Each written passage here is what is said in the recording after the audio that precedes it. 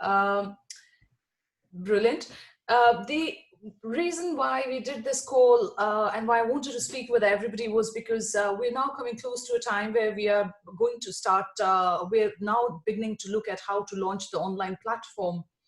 But more importantly, Artisanry as a concept came from the fact that we wanted everybody to work together, and we felt there was unity in numbers, and together we could achieve a lot more than we could achieve on our own. And that was the whole concept behind it.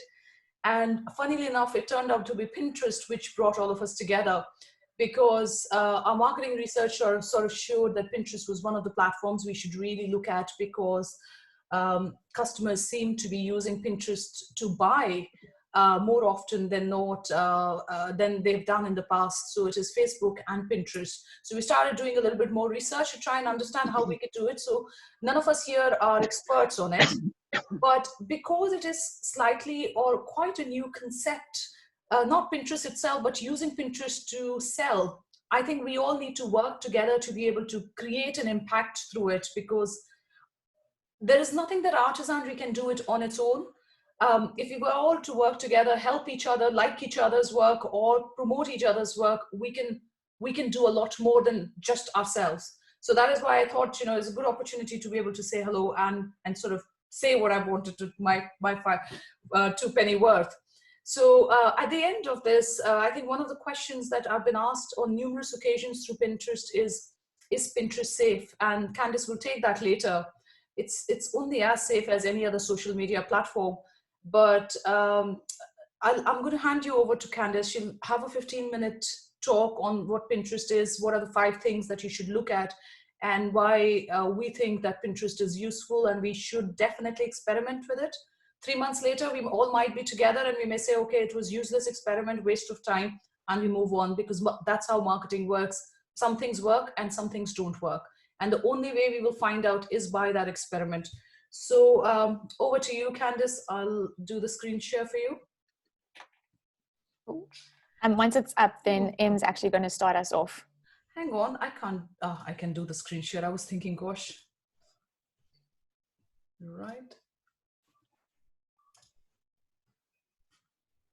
There we go. And if you just click present in the top right corner, it's gone now. There we go. Top right should say present. There you go.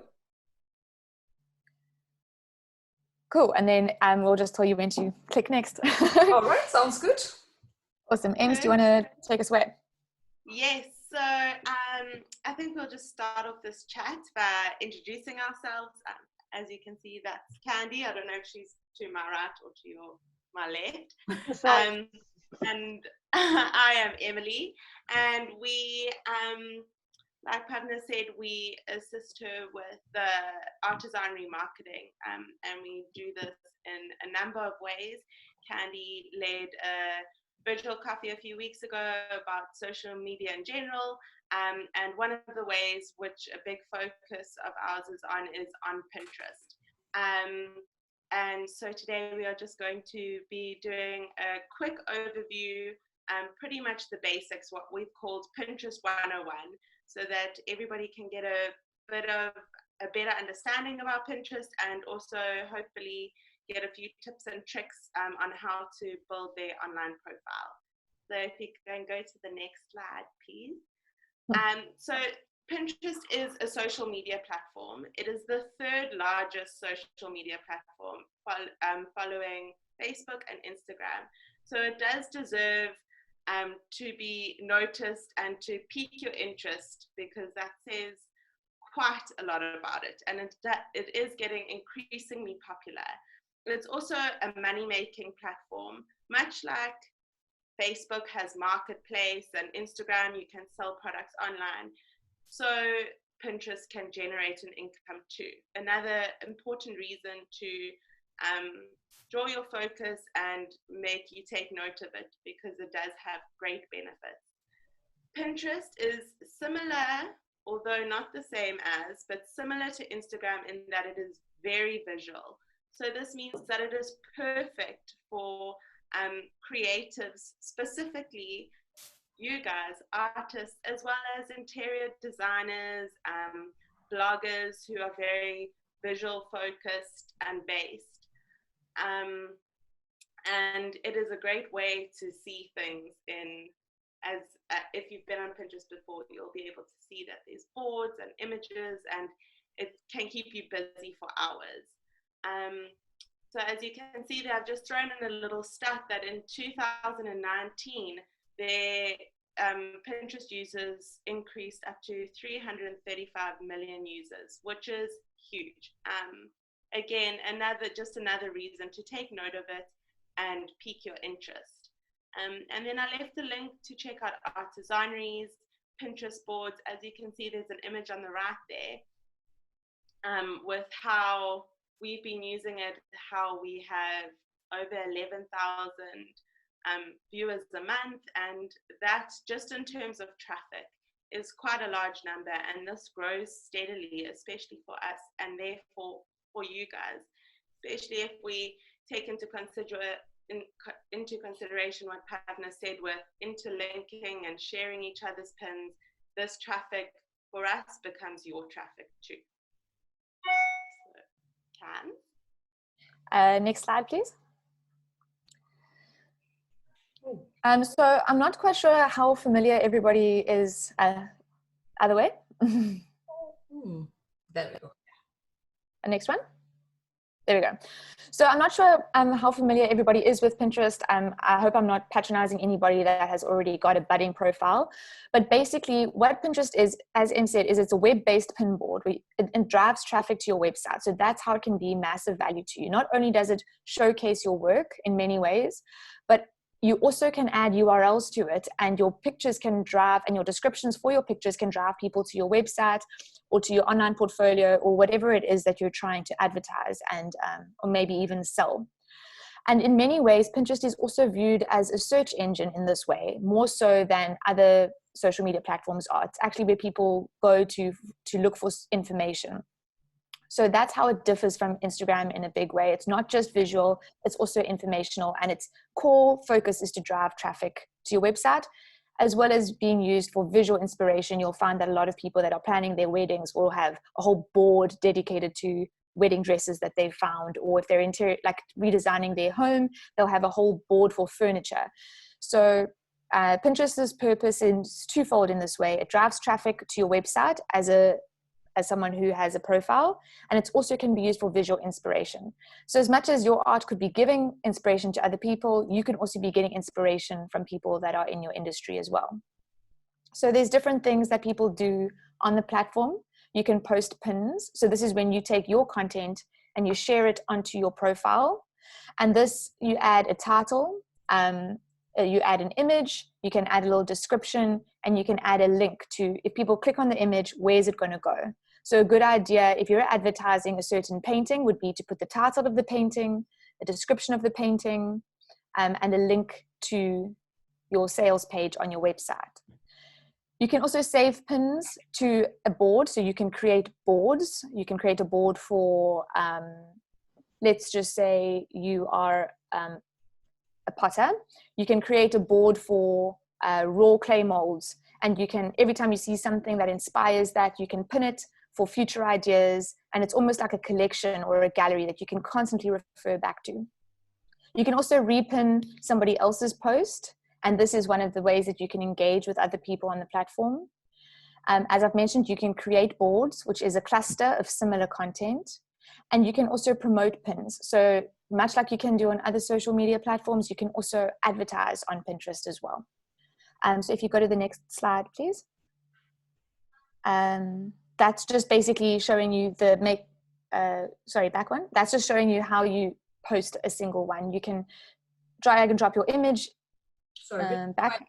Number 3? That was the right one. No, back one, just the image. Sorry about this. Yeah. No, back. Oh, back. How did I? That's bizarre. Back again. Back again. Forward one. You were on it just now. Sorry, Stop. Okay. All right, we missed it again. But basically there we go. So you put your image, you drag and drop your image in there. You can add a title, which is the main description. And then you can add a blurb, which further elaborates on what your image is about. And then you can see you can add a destination link, which is where if people click on the image, where it will go to. And then you can also save it to a board. So you can see Artisanry has bespoke furniture, bespoke jewelry, glass art, a maker's board, and a pottery board. So basically we'd be grouping that pin to other similar pins. You can go next. So to take the most advantage of Pinterest, I would recommend setting up a business Pinterest profile. So just to read off the slide, business profiles allow you to view the analytics once you've verified your site. And these in-app analytics can really help you decipher or determine which posts are doing well and which you should be posting more of. And it also gives you access to rich pins, which can add extra information and help you sell your products. And it's quite easy to set up a business account on Pinterest, much like it's easy to set up a business account on other social media platforms. You create an account. So as it is, you just go in, create an account for yourself. Then you need to claim your website if you have one. This requires your website being verified, and then you have to add it into your website. So this is a little bit more technical, but there's lots of information on Google that explains how to do this in very easy ways. So don't be intimidated if you do go ahead with this and you come across this verification process. Don't feel intimidated because it's quite easy and there's a lot of information out there on how to do it. And then you can start creating boards and don't worry about filling them out straight away. If you are a furniture designer and you want to split your boards into outdoor furniture, tables, chairs, you don't need to have 10 chair pins in your chairs board straight away. You can take your time to slowly build up that content. And then you can design your pins, which is basically posting your content, be intentional and have an end result in mind. So you want to have an end goal every time you post a pin. You want to have a place that you want your viewers or your followers to go to. And another thing that Pinterest is really useful for in terms of setting up a business profile is to post blogs and updates. So that ties back into having an end goal. If you want people to go to your sales page, your product page, that's kind of what you'd use Pinterest for. Next slide, please.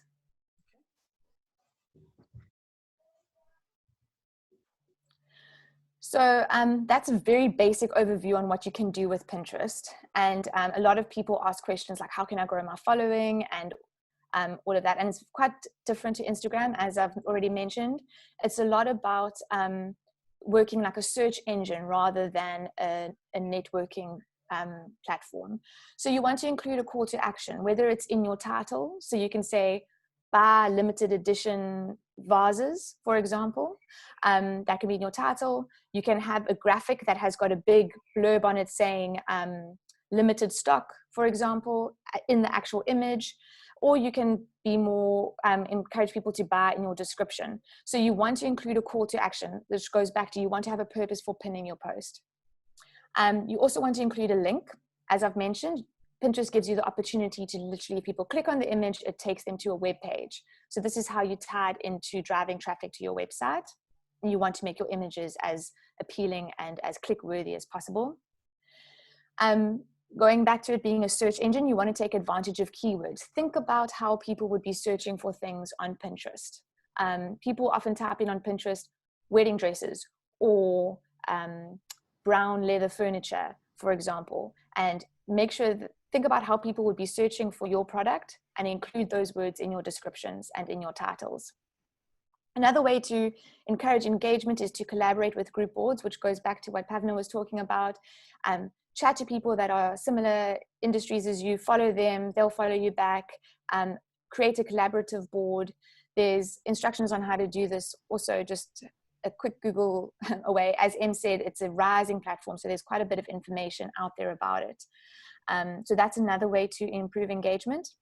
And then just to reiterate, having a call to action, make your pins click-worthy. So whether it's in the actual image, whether it's in the description, encourage people to click on it, because when they click on it, they go to your website. Your website traffic improves, your SEO improves, which means that you'll rank better with your competitors. So yes, Pinterest is beautiful, but it's also quite strategic and it's quite it has a lot of potential for building traffic to your website and showcasing your work. Next slide. And I think this is Em. She's just going to give you a few extra tips on other software that you can use to help with your Pinterest posting. So like Candy said, to get those pins looking as beautiful as possible and as click-worthy as possible, you can use a free website called Canva. And Canva, it's canva.com, and it is really, really simple to use. They have tons of templates on there so that you can get inspiration or just drag and drop your own images into Canva. They have the correct dimensions that you will need for Pinterest or Instagram or Facebook or YouTube. I mean, they have thousands of templates. So that's the program that we use. And we have found that creating clean, because we have such an array of artists, creating clean single picture pins is what kind of looks most aesthetically pleasing for us. But of course, you can let your creativity fly and see what you like best. There's also Tailwind, and this is for again free and online to schedule your posts. Again, it's linked with other social media platforms, so you can schedule posts for both Instagram and Pinterest, and they give you extra analytics. But the analytics on Instagram and Pinterest are quite useful as is, but this helps with saving time if you maybe are going away, or you know that you have a hectic week coming up. You can kind of set up all your pins and posts ready to go, and the app will, or the site will just post them for you. And then, yeah, to reiterate again, this is a major drive of traffic to your site. And if you have been in other previous virtual coffees, you'll remember that there's lots of tips and tricks to carry on helping use these platforms to gain traction and following and exposure. And those same tips and tricks apply to Pinterest. So things like keeping a brand aesthetic, you know, kind of having the same tone and look and feel of your pictures is important. Consistently posting, so you don't just do like 20 posts on the first day of the month and then leave it for the rest of the month. Consistently posting as much as you can. Strong use of hashtags, although like Karen said, this is more like a search engine, and so keywords are more important here. So all of these tips, which again are on the closed group in slides, very similar to this that Candy made for the last virtual coffee, where you can again just refresh your mind on all those tips that were shared previously. Is that the last one? No, yeah, that is. Yeah, so that's pretty much Pinterest in a nutshell, and that's a very brief nutshell. And I hope that I didn't bore anybody that already knew that, or went completely over the head of somebody that's never heard of Pinterest before. But that's basically Pinterest in a nutshell. So I think the next step is any questions? We've got one question to address, which we will come to in a moment. But do we have anything else at all? I mean, we haven't had a great attendance today. We've usually had 15 to 20 people. But I think with the lockdown easing in England, a lot of people have gone back to work, to their studios as well, which has probably reduced our attendance from that point of view. So any questions at all? Actually, I've got one. If you can hear me. Yeah. When you said about a description under our own pins, I've got no experience at all because I don't have my own Pinterest. I'm in a process just to open up mine. Is it limited, like keywords in the description, what I can use? Do I have to stick just to, because I know the Instagram's got limited hashtags or things like that, but in the description of the pin on Pinterest, do I have a limited, am I limited with the keywords, or? Yeah, you are. You have, I'm just looking it up on my other screen exactly how many characters it is. So you're limited to 500 characters, I think, for a board description as well as for a pin. So Okay. basically, it'll just cut you off after 500 characters, and that includes any hashtags that you want to add. Okay. But so just a trick when you're doing your descriptions, it's the same as how you would have a description on Instagram. For example, you're describing the product, you can include your call to action, you can maybe describe how you made it, maybe add a fun fact about yourself, whatever your end goal is, you want to try to incorporate that in your description. And just So pretty remember much to the use description is keywords. like a one big keyword. Every word was in the Yeah, but description is going to be used yeah, in the search engine. yeah. Okay. I think And also the name of the boards. Sorry, keep going, I've got one more. Is the name of the boards very important? I resume. Yeah, when I create my Yes, paving you boards. want them, so boards are also keywords. So when I say keywords, I mean the words that people will be typing in to look for things. So for you, Mags, for example, you may want to say, you may want to break your furniture down into different types of furniture. So you could say, you know, bespoke tables, for example. That would be your board. And then all the tables that you make can go to that board. But you can only pin a pin to one board. So try and map out how you would be splitting up your boards beforehand. So for Artisanry, we've got visual art, we've got bespoke furniture, we've got glass art. So those artists their content will be shared to those boards, if that makes sense. Yes, thank you very much. I think, Max, the way to remember about Pinterest is like a Google search engine. That's what it is. And it is a visual Google search engine. So if you go into Pinterest and, I don't know, put sideboard, that's what will come up. So unlike other platforms, Pinterest demands very high quality of your images because it is so image driven. So the more prettier your images or more appealing your images, the more traffic it would drive. And Pinterest, as I found out while I was doing a little bit of research for this workshop, is very similar to Instagram and Facebook in the terms of following as well. So people, you can follow people and people can follow you. And like Instagram, you want to build up that following. And in Pinterest, people, I think, Candice, correct me here if I'm wrong, people follow your boards. So if you have, for example, in your case, sustainability board, people who are interested in the environment side of things might look for something on sustainability, and that's where Biomax Furniture comes up because you are, redoing old furniture and giving it life. So that's the appeal of something like Pinterest, because you can actually highlight what you do and use that to promote yourself. Unlike Instagram, where I have to know Mags to go and look for her, and same goes for Facebook. Whereas in Pinterest, I will just look for a beautiful table or a beautiful cushion cover, and I will get not just you, but everybody else who's pinned themselves in that way. Does that make sense? Yeah, absolutely. And that's why I find Pinterest quite interesting. And like I said, for us, it's as much of an experiment as it is for everybody else. And as with any other platforms, the community has to work together to help and promote. Because to start with, you can have guaranteed 50 people following you because you'll be following the same 50 people within the community. And the moment you do that, you're able to start building some sort of following, because more and more people will be able to then find you.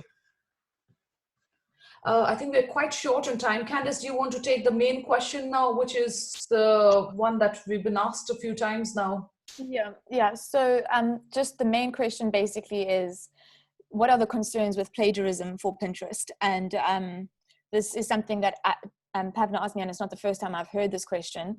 But essentially, when you put your content out there, you are risking that it's going to be reappropriated by somebody else, if that makes sense. So, for example, every time you put something up on your website, people can just save that image and post it anyway. So Pinterest is no different in that way. Every time you post something, people may repin it, or they may post it on their own board, not necessarily as their own, but without tagging you or anything.